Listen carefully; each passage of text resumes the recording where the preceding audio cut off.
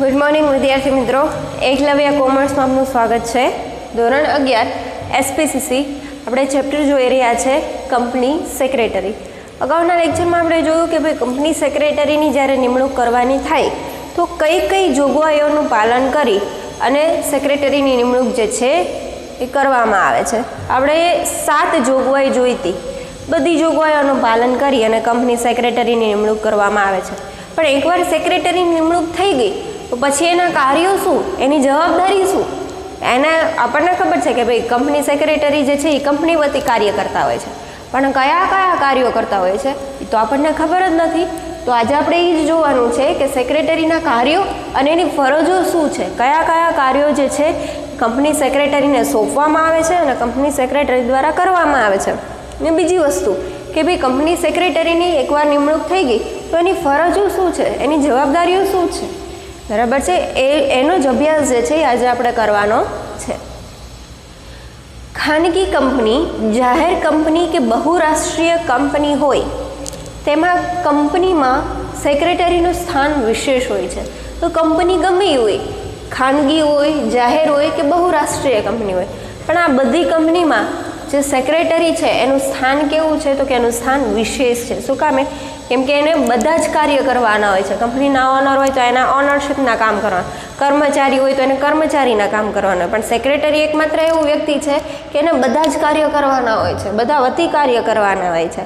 અને કંપનીના જેટલા પણ ડિપાર્ટમેન્ટ હોય, જેટલા પણ વિભાગો હોય એ વિભાગો સાથે સંકળાઈ અને કાર્ય કરવાના હોય છે। એટલા માટે તે અહીંયા સેક્રેટરીનું સ્થાન કેવું આપેલું છે તો કે વિશેષ સ્થાન આપેલું છે સેક્રેટરીને। કંપની સેક્રેટરીના કાર્યો અને ફરજોનો આધાર કંપનીના કદ, ધંધાનો પ્રકાર, નિમણૂકની શરતો, સંચાલકોએ સોંપેલા કાર્ય ઉપર આધાર રાખે છે। આપણને તો ખબર પડી ગઈ કે ભાઈ સેક્રેટરીને કાર્ય કરવાના હોય, એની ઘણી બધી ફરજો હોય, પણ એની ફરજો કેવી રીતે હોય? એવું ન હોય કે ભાઈ બધી કંપનીમાં સેક્રેટરી હોય તો બધા સેક્રેટરીના કાર્યો સરખા હોય, એવું નથી હોતું। પણ એ કોના ઉપર આધાર રાખે છે સેક્રેટરીના કાર્યો અને ફરજો? તો કે એક તો કંપનીના કદ, કે ભાઈ કંપની કેવડી છે, નાની છે, મોટી છે, મીડિયમ છે, તો કંપનીના કદ ઉપર સેક્રેટરીના કાર્યો અને એની ફરજો જે છે એ આધાર રાખે છે। બીજું તો ધંધાનો પ્રકાર, જે પ્રકારનો ધંધો હોય તો જે પ્રકારની કંપની હોય, જે પ્રકારનું કંપની જે છે ઉત્પાદન કરતી હોય છે એ પ્રકાર ઉપર સેક્રેટરીના કાર્યો અને એની ફરજો આધાર રાખે છે। પછી નિમણૂકની શરતો, કે જે શરતોનું પાલન કરી અથવા તો જે શરતો ધ્યાનમાં લઈને સેક્રેટરીની નિમણૂક કરવામાં આવેલી છે એ શરતોને આધીન થઈને સેક્રેટરીના કાર્યો સોંપવામાં આવે છે। સંચાલકોએ સોંપેલા કાર્ય, ભાઈ આખા દિવસમાં સંચાલકો કેવા પ્રકારના કાર્ય સોંપે છે, કઈ કઈ પ્રકારની ફરજો જે છે એ સંચાલક મંડળ દ્વારા સેક્રેટરીને સોંપવામાં આવે છે, તો આ બધી જ શરતો ઉપર સેક્રેટરીનું કાર્ય અને એની ફરજો જે છે એ આધાર રાખે છે। નિમણૂક અંગે જ્યારે કરાર કરવામાં આવે ત્યારે તેને કેવા કાર્યો કરવાના છે તેની સ્પષ્ટતા કરવામાં આવે છે કે જેવી કંપની સેક્રેટરીની નિમણૂક થઈ જાય, એકવાર સેક્રેટરીની નિમણૂક થઈ ગઈ જોગવાઈઓને અનુસાર, ત્યાર પછી જે સેક્રેટરીને કેવા પ્રકારના કાર્ય કરવાના છે બધું સ્પષ્ટ કરી દેવામાં આવે છે। એવું નથી હોતું કે ભાઈ સેક્રેટરીને કહેવામાં જ ન આવે ભાઈ તમારે કાર્ય શું કરવાનું અને એ કાર્ય બધા કાર્ય એની ઉપર થોપી દેવામાં આવે, એવું નથી હોતું। એકવાર સેક્રેટરીની નિમણૂક થઈ ગઈ ત્યાર પછી સેક્રેટરીને કેવા પ્રકારના કાર્ય કરવાના છે અને કયા કયા કાર્ય કરવાના છે એની સ્પષ્ટતા કંપની દ્વારા અથવા તો સંચાલક મંડળ દ્વારા સેક્રેટરીને કરવામાં આવે છે।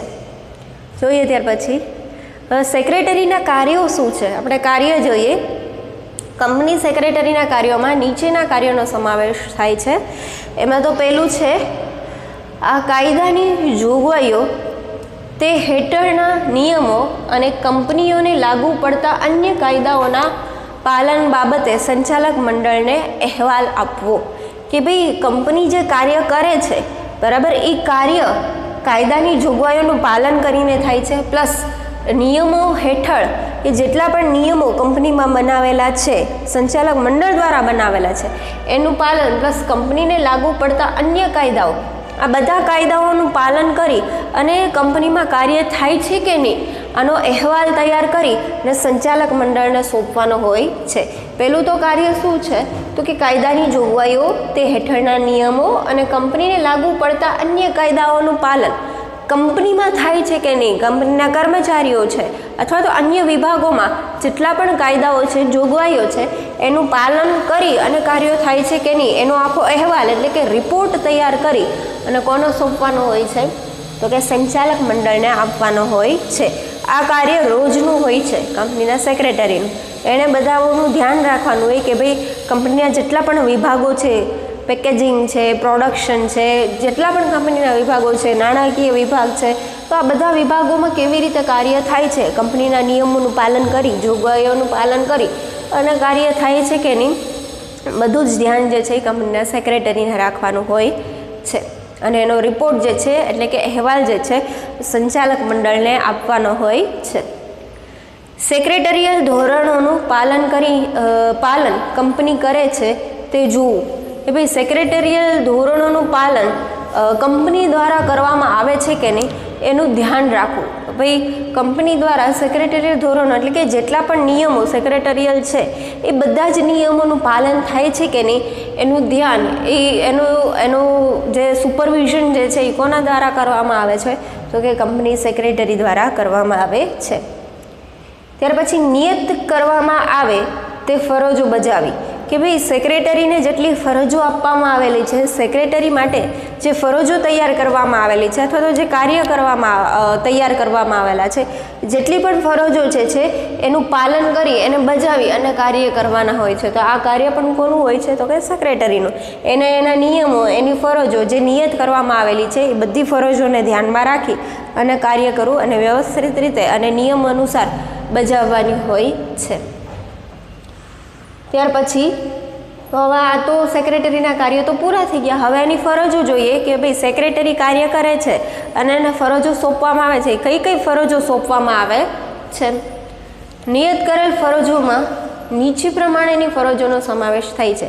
જે કંપની સેક્રેટરી નિયત કરેલી ફરજો છે એટલે કે જે ફિક્સ કરેલી, અગાઉથી તૈયાર કરેલી ફરજો જે છે, કઈ કઈ ફરજો છે અને આમાં કઈ કઈ વસ્તુઓનો સમાવેશ થાય છે એ જોઈએ. પહેલું તો છે કંપનીના સંચાલકોને તેમની ફરજો, સત્તાઓ અને જવાબદારીઓનું માર્ગદર્શન આપવું. આપણને ખબર છે કે કંપની સેક્રેટરી જે છે સંચાલક મંડળના આદેશ હેઠળ કાર્ય કરતું હોય છે, એના અંકુશ હેઠળ કાર્ય કરતું હોય, પણ સંચાલક મંડળના સભ્યો હોય છે એને બધા જ નિયમોનું જ્ઞાન હોતું નથી. બધા સભ્યોને બધા નિયમો, બધી જોગવાઈઓ એનું જ્ઞાન હોતું નથી. એનું જ્ઞાન કોની પાસે હોય છે તો કે કંપની સેક્રેટરી પાસે હોય છે. તો સંચાલક મંડળ જે છે જે કાર્ય કરે છે, સંચાલક મંડળની ફરજો શું છે, એની સત્તા શું છે અને સંચાલક મંડળની જવાબદારીઓ શું છે, એનું માર્ગદર્શન કોના દ્વારા આપવામાં આવે છે તો કે કંપનીના સેક્રેટરી દ્વારા સંચાલક મંડળને એની ફરજો, એની સત્તાઓ અને એની જવાબદારીઓનું માર્ગદર્શન આપવામાં આવે છે. એટલે કે એનું ડિરેક્શન આપવામાં આવે છે. કંપની સેક્રેટરી જે છે એ સંચાલક મંડળને અથવા તો કંપનીના સંચાલકોને સત્તા સોંપી શકતું નથી અથવા તો આદેશ આપી શકતા નથી, પણ ફક્ત શું કરવાનું હોય છે તો કે એને માર્ગદર્શન આપવાનું હોય છે કંપનીના સંચાલકોને. શેનું માર્ગદર્શન આપવાનું હોય છે તો કે સંચાલકોની ફરજો, સત્તાઓ અને એની જવાબદારીઓનું માર્ગદર્શન આપવાનું હોય છે. બીજું, સંચાલક મંડળની અને સામાન્ય સભા અંગેનું આયોજન કરવું અને તેની સભા નોંધ રાખવી કે ભાઈ જ્યારે સંચાલક મંડળની સભા તૈયાર કરવામાં આવે અથવા તો બીજી કઈ સભા એટલે કે મિટિંગ બોલાવવામાં આવે કંપનીમાં, તો એ મિટિંગ અંગેની આયોજન, એનું મેનેજમેન્ટ અગાઉથી કરી રાખવાનું હોય છે. એવું ન હોય કે મિટિંગ બોલાવી લીધી, મેમ્બર આવી ગયા અને પછી બધું મેનેજમેન્ટ, આયોજન ચાલુ કરવામાં આવે, એવું નથી હોતું. જ્યારે સંચાલક મંડળની સભા અથવા તો બીજી કોઈ મિટિંગ બોલાવવાની હોય તો એ પહેલાં જ તેનું આયોજન તૈયાર કરી રાખવાનું હોય છે. અને બીજી વસ્તુ કે તેની સભા નોંધ રાખી લેવાની હોય છે કે ભાઈ કયા ધ્યેય માટે અથવા તો કયા ઓબ્જેક્ટિવ માટે મિટિંગ જે છે બોલાવવામાં આવે છે અને મિટિંગમાં કઈ કઈ બાબતો અથવા તો કયા કયા ટોપિક ઉપર ચર્ચા કરવાની છે, એ સભા નોંધ જે છે એ તૈયાર કરવામાં આવે છે. પણ એ તૈયાર કોના દ્વારા કરવામાં આવે છે તો કે કંપનીના સેક્રેટરી દ્વારા. એક તો મિટિંગનું આયોજન અને બીજું સભા નોંધ જે છે એ તૈયાર કરવામાં આવે છે. ત્યાર પછીનું ત્રીજું છે સંચાલક મંડળ સામાન્ય સભા, સરકાર કે અન્ય સત્તાઓ પાસેથી કંપની ધારાની જોગવાઈ અનુસાર જરૂરી મંજૂરી મેળવે. કે ભાઈ કંપની કંઈ કાર્ય કરતી હોય બરાબર, તો એના મંજૂરી તો મેળવવાની જ હોય છે. નવા કંઈ કાર્ય કરતી હોય તો એ કોની પાસેથી મંજૂરી લેવાની હોય? તો એક તો સંચાલક મંડળ. આપણને ખબર છે કંપની કંઈ કાર્ય કરતી હોય તો એના સંચાલકોને પૂછીને, એટલે કે સંચાલક મંડળની સભામાં ઠરાવ પસાર કરી અને કાર્ય કરે છે. તો સંચાલક મંડળ સામાન્ય સભા કે એમાં જરૂરી હોય તો એમાંથી નહીં કંપનીને ઠરાવ પસાર એટલે કે મંજૂરી લેવાની હોય છે, યા તો સરકાર પાસેથી ઘણીવાર મંજૂરી લેવાની હોય કે અન્ય સત્તાઓ કે બીજી કોઈ સત્તાઓ હોય એની પાસેથી મંજૂરી લેવાનું કાર્ય કોનું હોય છે? તો કે કંપનીના સેક્રેટરીનું આ કાર્ય બને છે. ઘણીવાર એવું થતું હોય કે કોઈ એવી કંપની હોય કે જેનાથી હવાનું પ્રદૂષણ થતું હોય તો એના માટે સરકાર પાસેથી મંજૂરી લેવાની હોય છે. તમને ખ્યાલ હોય તો કાપડની ફેક્ટરી હોય તો એના લીધે પાણીનું પ્રદૂષણ થતું હોય તો એની પાસેથી પણ સરકાર પાસેથી મંજૂરી લેવાની હોય. શું કામ? કેમ કે અમુક ટાઈમ જ તે આપતા હોય છે કંપનીને કે ભાઈ તમે તમારો બગાડ જે છે એ નદીમાં ઠાલવી શકો અથવા તો બીજા કોઈ રસ્તા કરી શકો. હવે આમનામ કોઈ કંપની જે છે એમને એર પોલ્યુશન યા તો વોટર પોલ્યુશન કરી શકે નહીં. એની માટે પહેલાં આ કંપનીને શું કરવાનું હોય તો કે સરકાર પાસેથી મંજૂરી લેવાની હોય છે. કંપની ધારા મુજબ અન્ય ફરજો બજાવવી અને તે માટે જુદા જુદા સત્તા મંડળો સમક્ષ રજૂઆત કરવી. કે ભાઈ જેટલી પણ કંપની ધારાની ફરજો જે છે એ બજાવીને કાર્ય કરવાનું હોય છે. પહેલાં તો શું હોવું જોઈએ તો કે કંપનીના સેક્રેટરી પાસે જેટલી પણ કંપની ધારાની ફરજો હોય છે અથવા તો એના નિયમો હોય છે એનું જ્ઞાન હોય તો જ તે બધી ફરજો બજાવીને કાર્ય કરી શકે. જો કંપની સેક્રેટરી પાસે આનું કંઈ જ્ઞાન ન હોય તો એ ફરજો બજાવી શકે નહીં. તો કંપની ધારાની જેટલી પણ જોગવાઈઓ છે અથવા તો ફરજો જે છે એનું જ્ઞાન મેળવવું અને એની ફરજો ધ્યાનમાં રાખી એનું પાલન કરી અને કાર્ય કરવાનું હોય છે. અને તે માટે જુદા જુદા સત્તા મંડળો સમક્ષ રજૂઆત કરવી કે કંપની ધારાની જેટલી પણ ફરજો છે એને લઈને એટલે એ ફરજો બાબતે જેટલા પણ કંપનીના જુદા જુદા સત્તા મંડળો હોય એ મંડળો સમક્ષ એ ફરજોની રજૂઆત કરવાની હોય છે કે ભાઈ તમારી આ ફરજો છે, તમારે આ નિભાવવાનું છે. જુદા જુદા સત્તા મંડળો એટલે કે માની લ્યો કે કંપનીમાં નાણાં વિભાગ છે અથવા તો ફિનાન્શિયલ ડિપાર્ટમેન્ટ છે તો એની અલગ સત્તા મંડળ હોય કે એક વ્યક્તિને એની સત્તા સોંપેલી હોય. તમારે ભાઈ જેટલો પણ કંપનીનો હિસાબી વિભાગ છે એનું ધ્યાન રાખવાનું. ઉત્પાદન વિભાગ હોય તો એક વ્યક્તિને સત્તા સોંપેલી હોય તમારે ઉત્પાદન વિભાગનું ધ્યાન રાખવાનું. એટલે જેટલા પણ કંપનીના જુદા જુદા વિભાગો હોય, સત્તા મંડળો હોય, બધાને કંપની ધારાની ફરજો હોય છે એ બધી સત્તા મંડળ સમક્ષ રજૂઆત કરવાનું કાર્ય કોનું હોય છે, ફરજ કોની હોય છે તો કે કંપનીના સેક્રેટરીનું. ત્યાર પછી પાંચમું જોઈએ કંપનીના ધંધા માટે સંચાલક મંડળને જરૂરી મદદ કરવી. કે ભાઈ કંપની આપણને ખબર છે કે બધી કંપની કંઈ એક પ્રકારનું ઉત્પાદન કરતી હોતી નથી, એનો ધંધો એક પ્રકારનો હોતો નથી. અલગ અલગ કંપની અલગ અલગ ઉત્પાદન કરતી હોય છે, અલગ અલગ પ્રકારનો ધંધો કરતી હોય છે. તો જેવા પ્રકારનો કંપની ધંધો કરતી હોય છે એવા પ્રકારની માર્ગદર્શન છે એમાં જરૂરી પડતી મદદ જે છે એ સંચાલક મંડળને કોના દ્વારા કરવામાં આવે છે તો કે કંપની સેક્રેટરી પાસે દ્વારા. શું કામ? કેમ કે કંપનીના સેક્રેટરી એકમાત્ર એવું હોય છે કે એ કંપનીની અંદર તો કાર્ય કરતું જ હોય છે પણ કંપનીના જેટલા ગ્રાહક વર્ગ હોય છે એની સાથે પણ એ સંબંધો જે છે એ વિકસાવતું હોય છે. અને એના લીધે શું થાય તો કે ગ્રાહકોનો જેટલી પણ ડિમાન્ડ છે એની ખબર પડે, ગ્રાહકોની માંગની ખબર પડે, એનું બજેટ છે એ ખબર પડે કે ભાઈ ગ્રાહક જે છે એ કેવા અને કઈ પ્રકારની વસ્તુઓની માંગ કરે છે અને ગ્રાહકનું બજેટ કેટલું છે, કેટલી વસ્તુ, કેવા પ્રકારની વસ્તુ અથવા તો કેટલી રકમની વસ્તુ જે છે એ ખરીદવા માટે સક્ષમ છે. કંપનીનો ગ્રાહક વર્ગ કેટલો છે, માર્કેટમાં કઈ વસ્તુઓની ટ્રેન્ડ ચાલે છે. તો આ બધી વસ્તુ જે છે એ કંપનીના સેક્રેટરીને ખ્યાલ હોય છે વધારે, સંચાલક મંડળ કરતાં સેક્રેટરીને વધારે ખ્યાલ હોય. તો જે કંપનીનો ધંધો છે, જેવા પ્રકારનો કંપનીનો ધંધો છે એવી રીતે સંચાલક મંડળને જરૂરી મદદ કંપનીના સેક્રેટરી દ્વારા કરવામાં આવે છે. ત્યાર પછી કંપનીના સંચાલક મંડળને કંપનીના સુશાસન, ગુડ કોર્પોરેટ ગવર્નન્સ અને શ્રેષ્ઠ કાર્યપ્રણાલી એટલે કે બેસ્ટ પ્રેક્ટિસ અંગે મદદ અને માર્ગદર્શન આપવું. મેં અગાઉ કીધું એમ કે કંપનીનું સંચાલક મંડળ જે હોય છે એને જેટલા પણ કંપની ધારાની જોગવાઈઓ હોય, જેટલા નિયમો હોય એનું જ્ઞાન હોતું નથી. એ બધાનું જ્ઞાન ફક્ત કોની પાસે હોય છે તો કે કંપનીના સેક્રેટરી પાસે. તો જે કંપનીનું સંચાલક મંડળ જે છે એ કંપનીનું શાસન કેવી રીતે કરી શકે હવે કંપનીનું શાસનની સત્તા કોની પાસે હોય તો કે સંચાલક મંડળ પાસે હોય.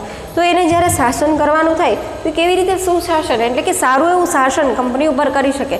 પછી એવું ન થાય કે કંપની ઉપર શાસન કરવામાં એ બધાને નકરું કામ સોંપ્યા રાખે, બધાને બાધા રાખે, કર્મચારીઓને વ્યવસ્થિત વેતન ન આપે તો એને સુશાસન કહી શકાય નહીં. કંપની સંચાલક મંડળ જે છે એ કેવી રીતે કંપનીનું સુશાસન એટલે કે ગુડ કોર્પોરેટ ગવર્નન્સ કરી શકે અથવા તો શ્રેષ્ઠ કાર્ય પ્રણાલી કે કેવી રીતે પોતાના કર્મચારીઓ પાસેથી કાર્ય લઈ શકે. કંપનીના સંચાલક મંડળ હોય તો એની શ્રેષ્ઠ કાર્ય પ્રણાલી, કાર્ય પદ્ધતિ કેવી હોવી જોઈએ કે એનાથી કે એના કર્મચારીઓને, એના વિભાગના જેટલા કર્મચારીઓ બધાને કંઈ પણ તકલીફ પડ્યા વગર કાર્ય આપી શકે. તો આ અંગેની મદદ અથવા તો માર્ગદર્શન જે છે એ કંપનીના સેક્રેટરી દ્વારા આપવામાં આવે છે. ખાસ યાદ રાખજો, સંચાલક મંડળને ખાલી માર્ગદર્શન આપવામાં આવે છે, કાર્ય સોંપવામાં આવતું નથી. ત્યાર પછી છે કંપની ધારામાં અથવા નિયમોમાં જણાવેલ અન્ય ફરજો અદા કરવી. કે ભાઈ કંપનીના સેક્રેટરીને કંપની ધારાની બધી ફરજો અથવા તો જોગવાઈઓનું જ્ઞાન જ હોય છે, એને શીખવા બેસવું પડતું નથી. તો એ જેટલી જોગવાઈઓ જાણે છે, કંપની ધારાની જેટલી પણ ફરજો હોય એ બધી ફરજો અથવા તો જેટલી પણ જોગવાઈઓ છે એ જોગવાઈઓનું પાલન કરી અને કંપનીના સેક્રેટરીને કાર્ય કરવાનું હોય છે. જો એ પોતે જ કંપનીના સેક્રેટરીને આ બધી વસ્તુનું જ્ઞાન હોય ને એ જ વ્યવસ્થિત રીતે કાર્ય કરતું ન હોય, જોગવાઈઓનું પાલન કરતું ન હોય તો સ્વાભાવિક છે કંપનીના અન્ય કર્મચારીઓ એક પણ જોગવાઈઓનું યા તો ફરજોનું પાલન કરી શકે નહીં. સંચાલક મંડળ દ્વારા વખત સોંપવામાં આવતી અન્ય ફરજો અદા કરવી. કે ભાઈ સંચાલક મંડળ દ્વારા જે આપણને ખબર જ છે કે સેક્રેટરી જે કાર્ય કરે છે એ કેવી રીતે કરે છે તો કે સંચાલક મંડળના અંકુશ હેઠળ રહીને બધા કાર્ય કરવામાં આવે છે. તો સંચાલક મંડળ દ્વારા જેટલા પણ કાર્ય સોંપવામાં આવે છે અથવા તો જેટલી પણ જવાબદારીઓ સોંપવામાં આવે છે એ બધી જવાબદારીઓ, એ બધા જ કાર્યોને વ્યવસ્થિત રીતે નિભાવી એ જવાબદારીઓનું વ્યવસ્થિત રીતે વહન કરી અને કંપની સેક્રેટરી દ્વારા કાર્ય કરવામાં આવે છે. અને જેટલા પણ કાર્ય સોંપાય એવું નહીં કે ભાઈ સંચાલક મંડળ દ્વારા કાર્ય સેક્રેટરીને સોંપવામાં આવે આજે બહુ જાજું કામ છે, આજે તમારું કામ નહીં થાય, આ ફરજ મારાથી ન પૂરી પડે, આ હું ન કરી શકું, એવું ન હોવું જોઈએ. કંપની સેક્રેટરીને સંચાલક મંડળ દ્વારા જેટલા કાર્ય સોંપવામાં આવે અથવા તો જેટલી પણ ફરજો સોંપવામાં આવતી હોય છે, જેટલી જવાબદારીઓ સોંપવામાં આવતી હોય છે એ બધી જવાબદારીઓ, બધી ફરજો અને બધા જ કાર્યો સેક્રેટરી દ્વારા કરવામાં આવે છે. ત્યાર પછી આ જે હતી કંપની સેક્રેટરીના કાર્ય અને ફરજો કે ભાઈ કયા કયા કાર્યો કંપની સેક્રેટરીના હોય છે અને એની ફરજો કેટલી હોય છે અને કઈ કઈ હોય છે. તો આજે આપણે 8 ફરજો જોઈ. નેક્સ્ટ લેક્ચરમાં મળશું નવા ટોપિક સાથે.